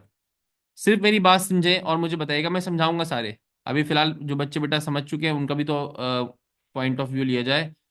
जनाब, जब मेरा बेटा बात करते हैं, जब आप बात करते हैं ए वाले फर्स्ट स्ट्रक्चर की, तो क्या ये ज्योमेट्रिकल है या नहीं है, जैसे ही ये सवाल पैदा होता है ये ज्योमेट्रिकल है या नहीं है, तो इसका आंसर भी हाथ के हाथ ही पैदा होता है। इसमें सबसे पहले देखिए पाई बॉन्ड है। यस सर, पाई बॉन्ड है। जब पाई बॉन्ड है तो रोटेशन रिस्ट्रिक्टेड है। सर फिर आपने क्या देखा, रोटेशन रिस्ट्रिक्टेड होने के बाद एक ही कार्बन के ऊपर जो दोनों, सॉरी, तीसरा point, aerial distances must be different. अगर आप यहां से अगर आप यहां से बेटा एरियल डिस्टेंस इस कार्बन पे रखो और इस कार्बन पे रखो, इस क्लोरीन पे रखो, इसी तरह यहां पे क्लोरीन पे रखो और यहां पे क्लोरीन पे रखो, अगर मेरा बेटा इनका आप एरियल डिस्टेंस निकालो, तो वो एरियल डिस्टेंस क्या होगा मुझे नहीं पता, लेकिन ये दोनों डायगनली लगे हुए हैं, तो ये एरियल डिस्टेंस डिफरेंट नहीं होगा। L1 और L2 इस केस में क्या होंगे, बराबर होंगे। तो they are not geometrical isomer, ये दोनों ज्योमेट्रिकल आइसोमर नहीं है, ये दोनों ज्योमेट्रिकल आइसोमर नहीं है। क्लियर है क्यों नहीं है, कोई टेंशन है, ये क्लियर है क्यों नहीं है, शाबाश। आगे बढ़ते हैं, बी वाला स्ट्रक्चर देखें। बी वाले में सबसे पहले अगर आपने देखा तो पाई बॉन्ड भी मौजूद है। सर पाई बॉन्ड मौजूद होने के साथ कुछ एरियल डिस्टेंस की कहानी भी है, लेकिन सर एक मसला है। अगर आप किसी भी एक कार्बन को पकड़ते हैं, लेट सपोज आपने इस कार्बन को पकड़ा, इसको आपने गुद्दी से पकड़ लिया, इससे आपने दोस्ती कर ली, तो इस पे लगे हुए दोनों ग्रुप सेम हैं। तो भाई एक कार्बन के ऊपर खुदा ना खास्ता दोनों ग्रुप आपको सेम नजर आ जाएं, एक कार्बन के ऊपर खुदा ना खास्ता दोनों ग्रुप सेम नजर आ जाएं, तो what does it mean, they can not form they can not form geometrical isomer, ये ज्योमेट्रिकल आइसोमर नहीं बना सकता। क्लियर है, एक कार्बन के ऊपर दोनों ग्रुप सेम नहीं आने चाहिए। तीसरे वाले को अगर आप गौर से देखें, तो जब ज्योमेट्रिकल आइसोमर आप बनाने जाते हैं ना मेरा बेटा, तो आप सिमिलर एटम्स के अगेंस्ट बनाते हैं। अब आप आयोडीन को यहां नहीं पकड़ सकते, क्योंकि एक तरफ तो आयोडीन है बट दूसरी तरफ आयोडीन नहीं है। एक तरफ तो आयोडीन है, दूसरी तरफ आयोडीन नहीं है। बट यहां पर ज्योमेट्रिकल आइसोमर बनेगा with respect to hydrogen. Carbon की इस तरफ भी हाइड्रोजन लगा हुआ है और ऊपर भी क्या लगा हुआ है, हाइड्रोजन लगा हुआ है। ठीक है, कुछ एरियल डिस्टेंस भी अलग होगा, ये होगा समथिंग मान लो L1 के बराबर। ठीक है, यहां पर हाइड्रोजन अगर आप देखो तो आमने सामने लगा हुआ है। जो आप बेटा एरियल डिस्टेंस जिनका निकालते हो ना मेरा बेटा, जिनका एरियल डिस्टेंस निकालते हो वो सिमिलर एटम्स होना चाहिए। एरियल डिस्टेंस जो आप निकालते हो ना, वो किसका निकालते हो, सिमिलर एटम्स का। ठीक है, तो यहाँ पे थर्ड वाले स्ट्रक्चर में अगर आप गौर से देखोगे, थर्ड वाले स्ट्रक्चर में, तो आप आयोडीन और फ्लोरीन की बात नहीं करोगे, आप हाइड्रोजन हाइड्रोजन की बात करोगे। तो they will consider as geometrical isomer. Third वाले स्ट्रक्चर में ज्योमेट्रिकल आइसोमर कंसिडर होगा। फोर्थ वाले स्ट्रक्चर में अगेन क्या होगा, फोर्थ वाले स्ट्रक्चर में क्या होगा मेरा बेटा, बेटा हम जो एरियल डिस्टेंस निकालते हैं ना, जो ज्योमेट्रिकल आइसोमर पढ़ते हैं, वो सिमिलर एटम्स का पढ़ते हैं ना, कि क्लोरीन क्लोरीन एक दूसरे के आमने सामने है या डायगनली लगे हुए हैं, हाइड्रोजन हाइड्रोजन एक दूसरे के सामने है या डायग बट आयोडीन और fluorine they both are different. अभी मैं इसकी एग्जांपल एक बताता हूँ, अभी मैं इसकी एग्जांपल बताता हूँ, परेशान मत होइए। पहले लास्ट वाला बता दें क्यों नहीं है ज्योमेट्रिकल आइसोमेरिज्म। क्या पाई बॉन्ड नहीं है, सर पाई बॉन्ड तो है। क्या एरियल डिस्टेंस का कॉन्सेप्ट नहीं है, सर एरियल डिस्टेंस का कॉन्सेप्ट नहीं है। क्यों नहीं है, क्योंकि सर यहाँ पे तो क्लोरीन है, इसके ऑपोजिट कोई क्लोरीन नहीं है जिससे एरियल डिस्टेंस मैच किया जाए, तो एरियल डिस्टेंस वाला पॉइंट भी फेल है। फिर सर एक पॉइंट है सबसे खतरनाक, एक ही कार्बन के ऊपर दो सिमिलर ग्रुप्स लगे हुए हैं, और एक ही कार्बन के ऊपर दो सिमिलर ग्रुप्स आ जाएं तो वो ज्योमेट्रिकल आइसोमर नहीं होता। ठीक है, वो ज्योमेट्रिकल आइसोमर नहीं होता। ठीक है, ए वाला विदाउट बॉन्ड लाइन बनाएंगे तो दो कार्बन आ जाएंगे और दो हाइड्रोजन निकल जाएंगे। जब हाइड्रोजन निकल जाएंगे तो आप एरियल डिस्टेंस हाइड्रोजन का भी देख सकते हैं, क्लोरीन का भी देख सकते हैं, ये दोनों की रिस्पेक्ट से ज्योमेट्रिकल आइसोमर नहीं बनेगा। अच्छा, अब एक सवाल जल्दी से क्विकली, क्या यहां ज्योमेट्रिकल आइसोमर बनना पॉसिबल है? जो बच्चे सी वाले स्ट्रक्चर में कंफ्यूज थे उनके लिए, क्या यहां ज्योमेट्रिकल बनेगा?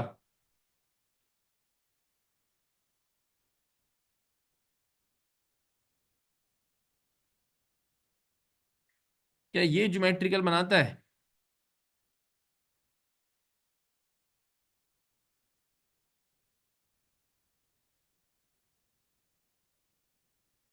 नो सर, क्यों नहीं बनेगा? क्योंकि भाई जो एरियल डिस्टेंस आप देखते हो ना मेरा प्यारा बेटा, वो सिमिलर एटम्स का देखते हो, अगर एक तरफ क्लोरीन है दूसरी तरफ भी क्लोरीन, यहाँ पे चारों अटैचमेंट्स क्या है, डिफरेंट है भाई। चारों अटैचमेंट्स क्या है, डिफरेंट है। तो दे आर नॉट ज्योमेट्रिकल, ये नॉट ज्योमेट्रिकल।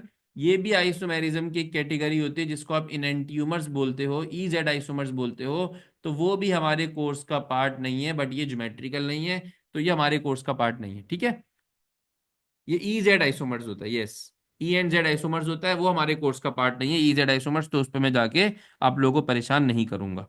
ये क्लियर है? अब बस बात समझ में आ गई ये ज्योमेट्रिकल आइसोमर कैसे नजर आते हैं। अब ज्योमेट्रिकल आइसोमर क्या होते हैं भाई, अगर एरियल डिस्टेंस ऑपोजिटली मौजूद है, जिनकी आप एरियल डिस्टेंस देख रहे हो वो ऑपोजिट मौजूद है, तो उसको आप बेटा क्या स्ट्रक्चर बोलते हो? उसको आप बोलते हो ये ट्रांस स्ट्रक्चर है। ये क्या है आपका? ट्रांस है। और अगर वो बेटा आमने सामने मौजूद है, एक दूसरे के साथ साथ मौजूद है, तो ये कहलाता है सिस स्ट्रक्चर। ये क्या कहलाता है? सिस स्ट्रक्चर। ये ट्रांस और सिस, तो ज्योमेट्रिकल आइसोमर की दो टाइप्स होती हैं। एक को आप बोलते हो ट्रांस, एक को एक को आप क्या बोलते हो मेरा बेटा? ट्रांस। और दूसरे को आप क्या बोलते हो? सिस। तो ट्रांस का मतलब क्या होता है? ट्रांस का मतलब होता है ऑपोजिट। ठीक है, और सिस का मतलब क्या होता है? सेम। सिस का मतलब क्या होता है? सेम। ठीक है, मैं भी करा रहा हूँ, हौसला रखिए, हौसला बिल्कुल रखा करें।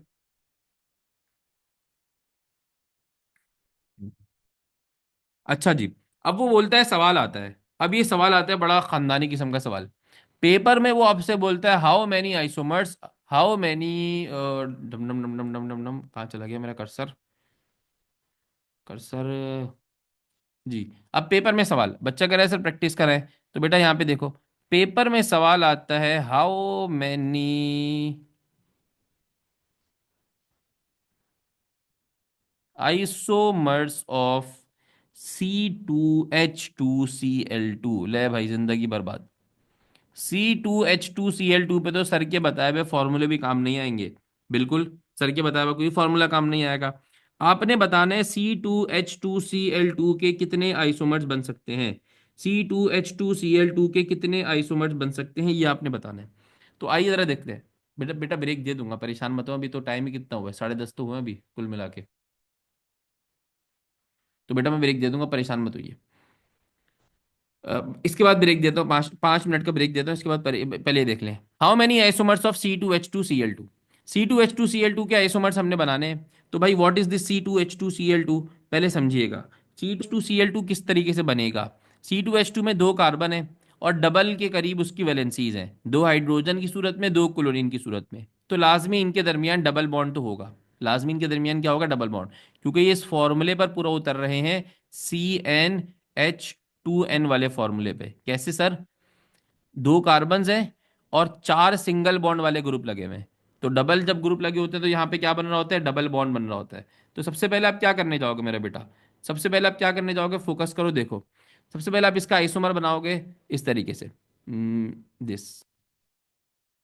आप बोलोगे कार्बन डबल बॉन्ड, कार्बन लगा दिया आपने, चार वैलेंसीज बचेंगी, जब चार वैलेंसीज बचेंगी तो यहां पर भी आपने लगा दिया हाइड्रोजन, यहां पर भी आपने लगा दिया हाइड्रोजन, यहां लगा दिया आपने क्लोरीन, यहां लगा दिया आपने क्लोरीन, यहां लगा दिया आपने, क्या लगा दिया बेटा, क्लोरीन लगा दिया।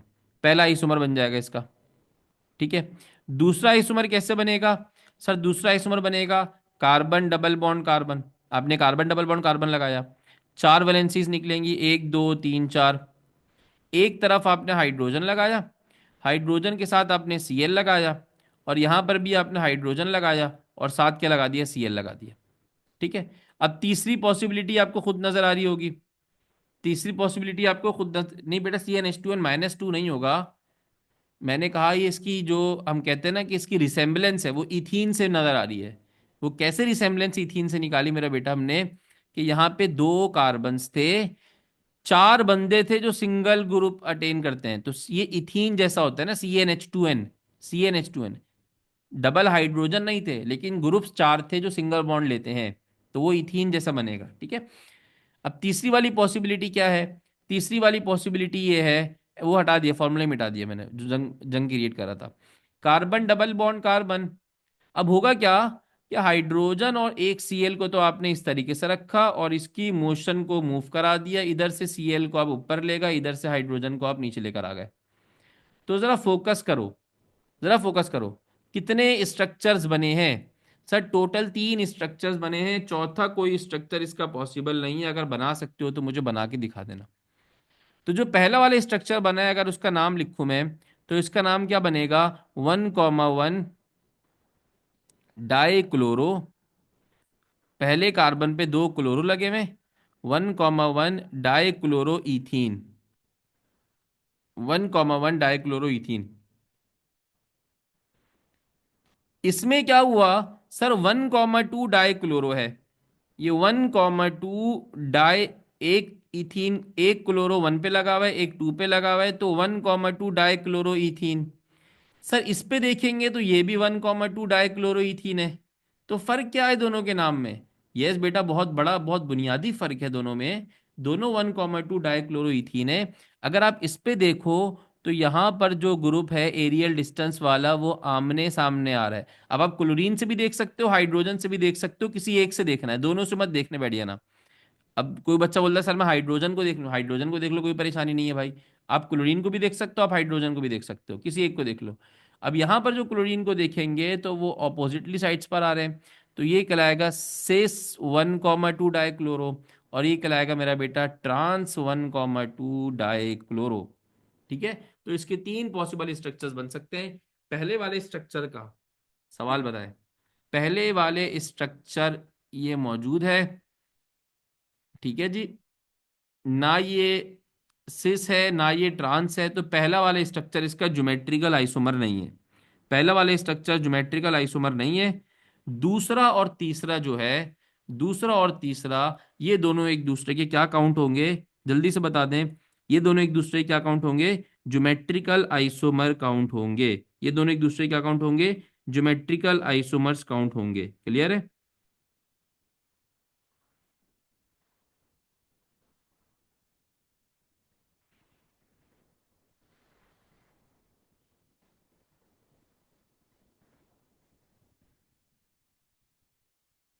चलें जी, यहाँ पर आप बस 5 मिनट का ब्रेक ले सकते हैं। इसके बाद बेटा हम आइसोमेरिज्म का लास्ट जो टॉपिक है वो कवर करेंगे। लास्ट टॉपिक है ऑप्टिकल आइसोमेरिज्म, वो कवर करके आज आज इस आइसोमेरिज्म कंप्लीट करेंगे। कल की क्लास में इंशाल्लाह हम प्रैक्टिस शीट सॉल्व करेंगे आइसोमेरिज्म्स की। ठीक है, कल हम प्रैक्टिस शीट सॉल्व करेंगे। तो स्टीरियो आइसोमेरिज्म का बेटा एक और नाम होता है, they are also called as configurational isomerism. ठीक है।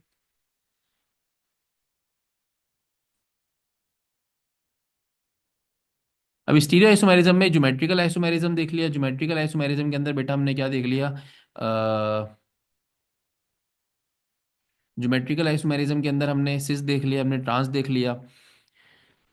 Now second type belongs to stereo isomerism. मेरा पेन क्यों नजर नहीं आ रहा, वो इसलिए नजर नहीं आ रहा कि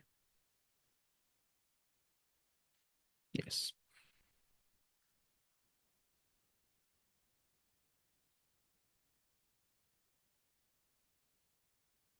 यस, जो सेकंड टाइप है बेटा, अब जरा हौसला रखिएगा, सिर्फ समझते जाइएगा, सुनते जाइएगा, फिर मैं आपके सवाल लेता हूँ। ऑप्टिकल आइसोमर्स, इसके शायद सवाल आज मैं ना करवा सकूं क्योंकि आपकी अगली क्लास की टाइमिंग हो जाएगी। तो हम इसके सवालात जो हैं वो इंशाल्लाह कल की क्लास में कर लेंगे। अभी फिलहाल ये समझ लीजिएगा ऑप्टिकल आइसोमेरिज्म क्या है। कल की क्लास में वैसे ही हमने इंशाल्लाह इसकी प्रैक्टिस शीट ही करनी है, ठीक है। कन्फर्मेशनल अलग होते हैं, कन्फर्मेशनल तो हमने पढ़ना ही नहीं है। कन्फर्मेशनल तो वो होते हैं ना जो ज्योमेट्रिकल जैसे ही होते हैं, बस सिंगल बॉन्ड होता है, वो हम छोड़ दें, ठीक है। सबसे पहले हम बात करते हैं stereo iso optical isomerism concept कहाँ पर आता है। तो ऑप्टिकल आइसोमेरिज्म याद रखिएगा, उन मॉलिक्यूल्स में शो होते हैं जिसमें एक यूनिक कार्बन एटम होता है। वो यूनिक कार्बन एटम कौन सा होता है? वो एक ऐसा कार्बन एटम होता है जिसकी चारों अरेंजमेंट्स क्या होती हैं, डिफरेंट होती हैं। ऐसा कार्बन एटम जहां पर मौजूद होगा जिसकी चारों अरेंजमेंट्स क्या होंगी, डिफरेंट होंगी, वहीं पर ऑप्टिकल आइसोमेरिज्म बनेगा, ऑप्टिकल एक्टिविटी पाई जाती होगी। उसको हम क्या कार्बन एटम बोलते हैं? उसको बोलते हैं कायरल कार्बन एटम, ठीक है। Optical they are shown by, ये जो ऑप्टिकल आइसोमर्स होते हैं,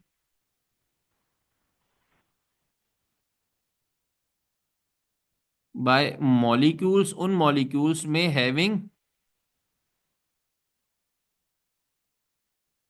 हैविंग कार्बन एटम्स, ऐसे कार्बन एटम मौजूद हो, एक भी हो सकता है, मल्टीपल भी हो सकते हैं। Having carbon atom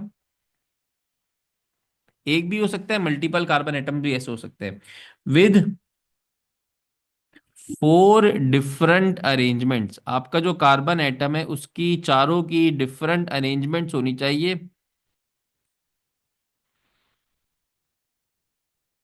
with 4 different arrangement. Such carbon, ऐसे कार्बन को बेटा हम क्या कहते हैं? ऐसे कार्बन को हम कहते हैं chiral carbon. Such carbon is called as chiral carbon. तो यहां पर पहले याद रखिएगा, ऑप्टिकल आइसोमेरिज्म के लिए आपके कार्बन का क्या होना जरूरी है? कायरल कार्बन होना जरूरी है। What is this chiral carbon? Chiral carbon होता है कि एक कार्बन है, इसकी चारों अरेंजमेंट्स क्या है, डिफरेंट नजर आनी चाहिए आपको। सपोज इसके एक तरफ लगा हुआ है CH3, एक तरफ क्या लगा हुआ है, CH3, एक तरफ क्या लगा हुआ है, हाइड्रोजन, एक तरफ क्या लगा हुआ है, हाइड्रोजन, एक तरफ आप मान लो क्या लगा हुआ है, CO2H, ठीक है, इस तरह कुछ लगा हुआ है। एक तरफ क्या लगा हुआ है आपको, एक तरफ लगा दिया मैंने OH, ठीक है। तो अब ये कार्बन देखो, इसकी चारों अरेंजमेंट आपको क्या नजर आ रही है? इस कार्बन की सर चारों अरेंजमेंट मुझे डिफरेंट नजर आ रही है।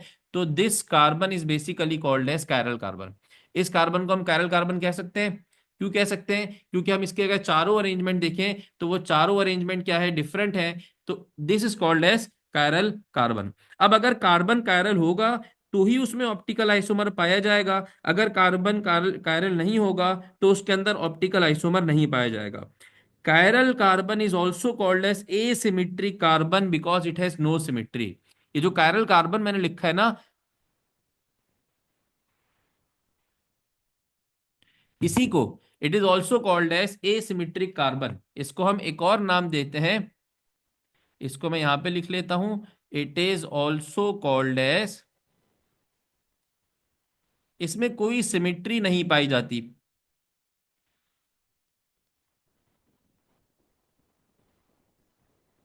Asymmetrical carbon atom.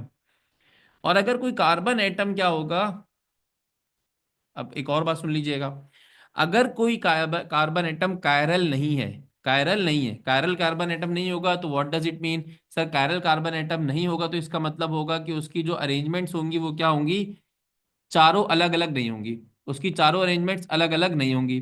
जब चारों अरेंजमेंट्स अलग अलग नहीं होंगी तो वो कहलाएगा ए कायरल कार्बन। वो क्या कहलाएगा? आपने पढ़ा है ना, लॉग और एंटी लॉग, सिमिट्रिकल और एसिमिट्रिकल। सिमिट्रिकल वो जिसमें सिमिट्री पाई जाती हो, एसिमिट्रिकल वो जिसमें सिमिट्री ना पाई जाती हो। तो कायरल कार्बन वो होता है जिसमें कायरलिटी पाई जाती है, चारों अरेंजमेंट्स डिफरेंट होती हैं। ए कायरल कार्बन वो होता है जिसमें चारों अरेंजमेंट डिफरेंट नहीं होती, कायरलिटी पाई नहीं जाती, नो प्लेन ऑफ सिमेट्री। तो कायरल का कॉन्सेप्ट क्लियर हो गया कि कायरल कार्बन कौन से होते हैं। मैंने अमीनो एसिड बनाया था, अमीनो एसिड याद करें, क्या अमीनो एसिड कायरल कार्बन होगा? अमीनो एसिड कैसे बना था? ये रहा C डबल बॉन्ड O, फिर H, यहां पर आ गया था NH2, ठीक है। यहाँ पर आ गया था NH2। और NH2 के अलावा दो अरेंजमेंट्स क्या थी? एक तरफ आपके पास लगा हुआ था अल्काइल रेडिकल, एक तरफ आपके पास क्या लगा हुआ था? अमीनो एसिड ऊपर अभी हमने बनाया था। एक तरफ अल्काइल रेडिकल और एक तरफ क्या लगा हुआ था? हाइड्रोजन लगा हुआ था। तो मुझे जरा सोच के बताएं, क्या ये कायरल कार्बन बन रहा था या कायरल कार्बन नहीं था? शाबाश, amino acid is a chiral carbon. Amino acid में जो कार्बन है वो कौन सा कार्बन है बेटा? वो कायरल कार्बन है। अब कायरल कार्बन का कॉन्सेप्ट तो सर बैठ गया कि एक ऐसा कार्बन जिसकी चारों अरेंजमेंट्स क्या हो? डिफरेंट हो। जिसकी चारों अरेंजमेंट्स क्या हो? डिफरेंट हो। तो वो कायरल कार्बन कहलाता है। अब इसका ऑप्टिकल आइसोमेरिज्म से क्या ताल्लुक है? तो ऑप्टिकल आइसोमेरिज्म्स क्या होते हैं? सेम मॉलिक्यूलर फॉर्मूला होता है और इनका स्ट्रक्चरल फॉर्मूला भी समहाउ सेम होता है। ओरिएंटेशन क्या होती है? डिफरेंट होती है। इनको हम डिफरेंशिएट कैसे करते हैं? They can be differentiated on the basis of their different affect on the plane of polarize light. जब इनके ऊपर हम पोलराइज लाइट पास करते हैं, जब इनके ऊपर हम कौन सी लाइट पास करते हैं? पोलराइज लाइट पास करते हैं।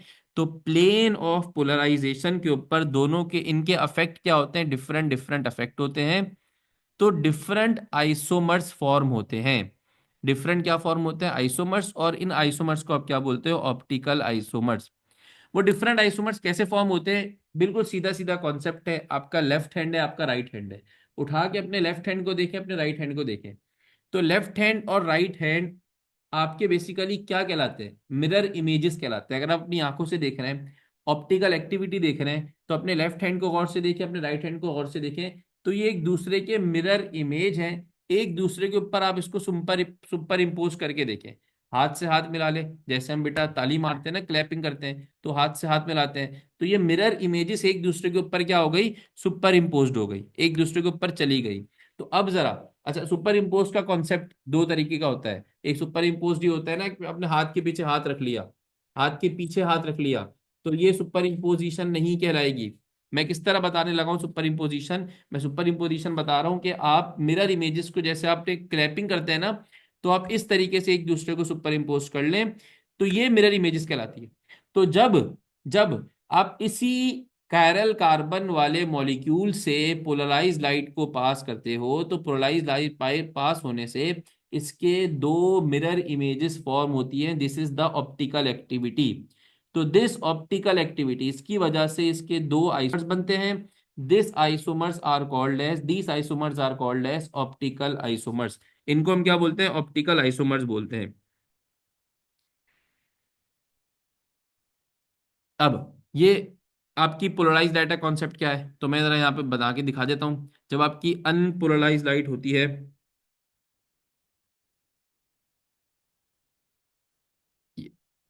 एक मिनट हौसला रखिएगा बेटा,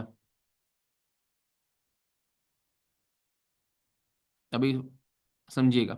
ये आपकी एक लाइट है जो आपकी बेसिकली अनपोलराइज लाइट है। ठीक है। ये हर इस अच्छा, लाइट के आपको पता है इसका ताल्लुक होता है मैग्नेटिक फील्ड से भी, इलेक्ट्रिक फील्ड से भी।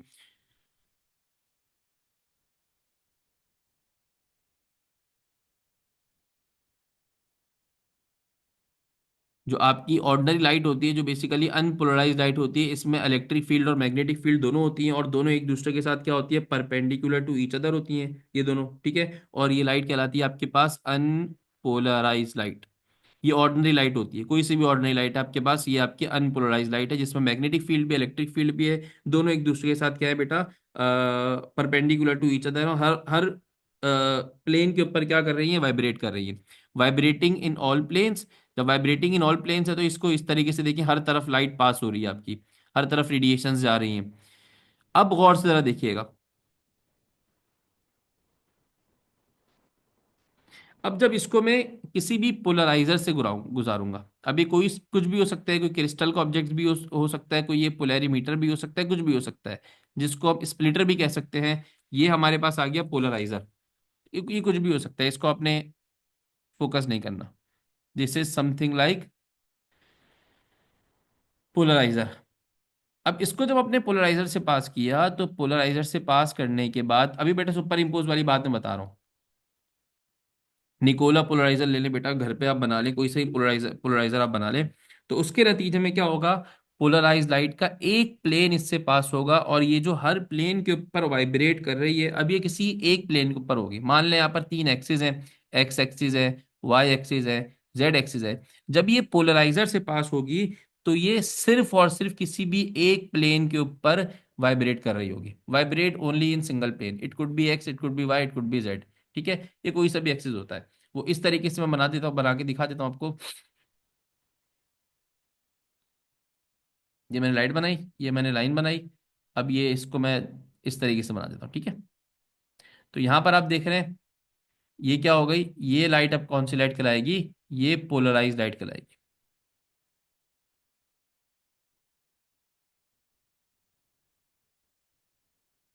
बहुत खौफनाक पोलराइज लाइट बनी है।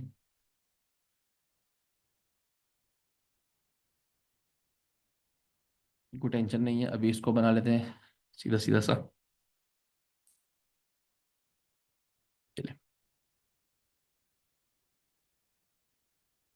एक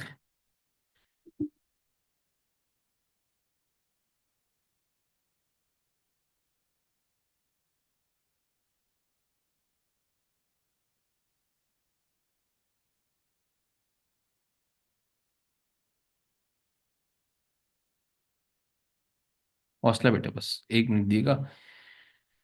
बहुत ही डेंजरस बन गई थी वो।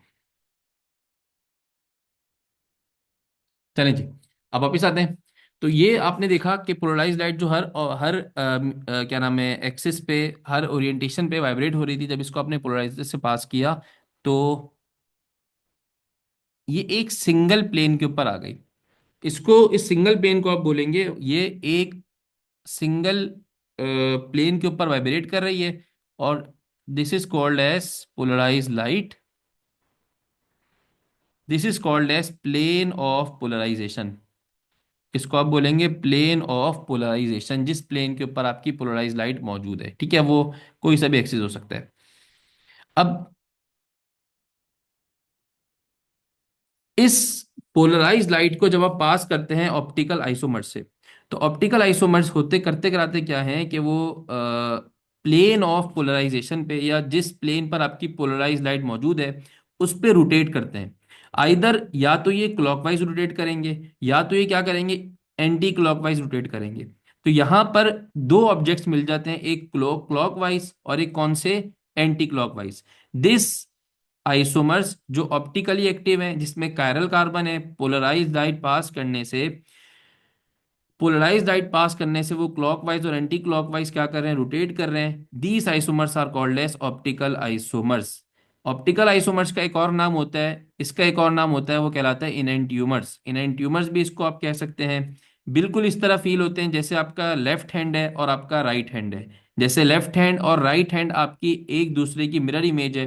अच्छा, सुपर इम्पोज वाला कॉन्सेप्ट मैं आपको बता देता हूँ। आप सुपर इम्पोज कैसे करते हैं, ये आपने लेफ्ट हैंड रखा, उसके ऊपर आपने लाके राइट राइट हैंड रख दिया, एक के ऊपर एक, क्लैपिंग की तरह नहीं, एक के ऊपर एक लाके रख दिया। जब एक के ऊपर एक लाकर रख दिया आपने, तो व्हाट डज इट मीन कि ये एक दूसरे का सुपर इंपोज नहीं हो सकते। आपका लेफ्ट थंब एक तरफ होगा, राइट थंब आपका दूसरी तरफ होगा। तो इसी तरीके से ये जो आपका ऑप्टिकल आइसोमर्स होते हैं, ये भी एक दूसरे के साथ सुपर इंपोज नहीं हो सकते। एक दूसरे के साथ सुपर इंपोज नहीं हो सकते। मैं जरा इसकी मिरर इमेज बना के दिखाता हूं आपको, तो शायद आपको मजीद क्लियर हो जाएगा। ये मैंने एक ले लिया लैक्टिक एसिड। लैक्टिक एसिड जो है वो आइसो शो करता है, ऑप्टिकल एक्टिविटी शो करता है लैक्टिक एसिड। लैक्टिक एसिड कैसे बनाते हैं, ऊपर मैंने बनाया हुआ था CH3। यहाँ पर मैंने लिया कार्बन, कार्बन के साथ मैंने ले लिया हाइड्रोजन, हाइड्रोजन के साथ मैंने ले लिया CO2H, और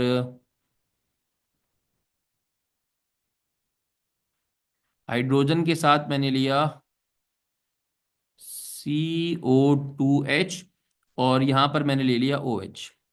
ठीक है, this is my lactic acid. अब इस लैक्टिक एसिड से जब मैं पोलराइज लाइट पास करूंगा, तो पोलराइज लाइट पास करने से होगा क्या, इसकी मिरर इमेज नजर आएगी। वो मिरर इमेज किस तरीके से होती है, मिरर इमेज पे जैसे लेफ्ट हैंड राइट हैंड वाला कॉन्सेप्ट है, वो मिरर इमेज नजर आएगी। तो आपका जो कार्बन है वो तो अपनी जगह पे रहेगा, जो कार्बन है वो तो अपनी जगह पे रहेगा। जो हाइड्रोजन राइट साइड पे था वो आ जाएगा लेफ्ट साइड पे। CO2H राइट साइड की तरफ थे, वो भी आ जाएंगे लेफ्ट साइड पे। ठीक है। और जो आपका ओ एच था वो चला जाएगा राइट साइड के ऊपर, और ऊपर CH3 अपनी जगह पे रहेगा। तो this is called as mirror image. ये मिरर इमेज कब आई? ये मिरर इमेज आई आपका पोलराइज लाइट पास करके। जब आपने पोलराइज लाइट पास की तो मिरर इमेज फॉर्म हुई। और दीज आर कॉल्ड एज, ये आपके पास क्या कहलाएंगे? ऑप्टिकल आइसोमर कहलाते हैं। ये क्या कहलाता है आपके पास? Optical isomerism. अब इस एटम के पास एक कायरल कार्बन था। ये एक कायरल कार्बन था। अगर आपके पास बेटा एक कायरल कार्बन हो, if a molecule has only one chiral carbon, if a molecule has, बता रहा हूं बेटा, if a molecule has one chiral carbon. MCQs बेटा मैं कल डिस्कस करूंगा, अभी टाइम कम है, वरना एमसीक्यूज डिस्कस करने थे मैंने इसके। तो ऑप्टिकल आइसोमेरिज्म के एमसीक्यूज में कल डिस्कस करूंगा। If a molecule has one chiral carbon, then it has two optical isomer. इसके पास कितने आइसोमर होंगे? Two optical isomer. बेटा सवाल कैसे आएंगे वो मैं कल इंशाल्लाह डिस्कस करूंगा। इसके एमसीक्यूज आते हैं, आपको एक स्ट्रक्चर दिया जाएगा, उसमें बताया जाएगा कि कितने कायरल कार्बन है, कितने ऑप्टिकल आइसोमर बन सकते हैं। अगर, ये काम की बात सुनिएगा आप, अगर एक मॉलिक्यूल में एक कायरल कार्बन है तो इसके कितने ऑप्टिकल आइसोमर बनेंगे? दो ऑप्टिकल आइसोमर्स बनेंगे। बट अगर हम किसी मॉलिक्यूल में दो कायरल कार्बन्स हैं, अगर किसी मॉलिक्यूल में दो कायरल कार्बन्स हैं, तो व्हाट डज इट मीन कि इसके चार ऑप्टिकल आइसोमर बनेंगे, क्योंकि दोनों कायरल कार्बन क्या करेंगे? ऑप्टिकल एक्टिविटी शो करेंगे। एक chiral carbon dual activity show करेगा, दूसरा भी डुअल। तो टोटल नंबर ऑफ जो आइसोमर बनेंगे वो कितने बनेंगे? चार बनेंगे। टू कायरल कार्बन्स, अगर किसी एटम में दो कायरल कार्बन्स हैं,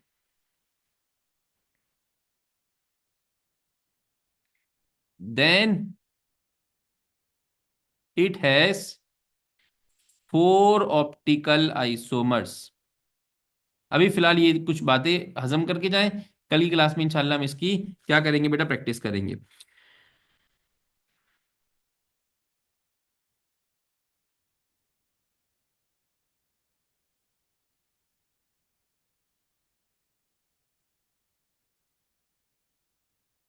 ठीक है, तो बस आपने कुछ भी नहीं याद करना इसमें, फिलहाल आपने यही याद रखना है, इसमें फिलहाल आपने यही याद रखना है ऑप्टिकल आइसोमेरिज्म के अंदर, कि भाई ऑप्टिकल आइसोमेरिज्म उन मॉलिक्यूल्स में शो होते हैं जिसमें क्या मौजूद होता है? सर कायरल कार्बन मौजूद होता है। कायरल कार्बन एक ऐसा कार्बन होता है जिसकी चारों अरेंजमेंट्स क्या होती है? डिफरेंट होती हैं।